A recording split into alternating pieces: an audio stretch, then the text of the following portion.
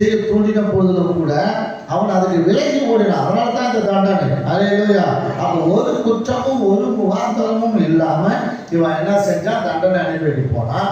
அப்ப தண்டனை அனுபவிக்க போன இடத்துல சிறைச்சாலை தலைவனுடைய தயவு அவனுக்கு கிடைத்தது.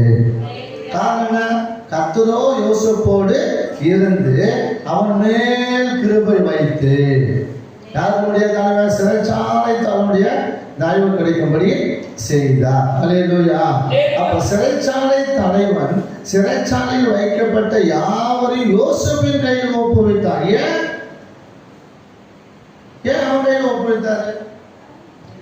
அவன் பார்த்தான், ஓ இவன் தெய்வம் இவனோட கூட இருக்கிறான், இவன் நீதியா செய்யறான், இவன் உண்மையா இருக்கிறான், இவன் சரியா இருக்கிறான், இவனுக்கு எந்த ஒரு குற்றமும் இல்லை அப்படின்னு அந்த சிறைச்சாலை தலைவன் பார்த்தது நிமித்தமாக தான் அவன் வசமாய் அந்த சிறைச்சாலையில் இருக்கிறவர்களை ஒப்புவித்தான்.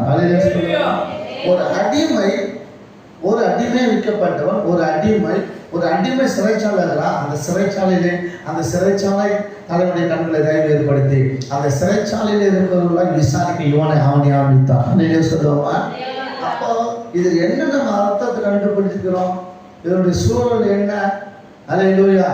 நாம் இருக்கிற சுற்றுப்புறத்துல, நாம் வசிக்கிற இடங்களில சுற்றுப்புறத்துல அல்ல சொல்லுவோமா, கர்த்தர் நம்மோடு இருக்கிறார், கர்த்தருடைய கரம் நம்மோடு இருக்கிறது, கர்த்தருடைய கிருபை தயவு அவங்களோட இருக்கிறது என்று மற்ற ஜனங்கள் என்ன செய்யணும்?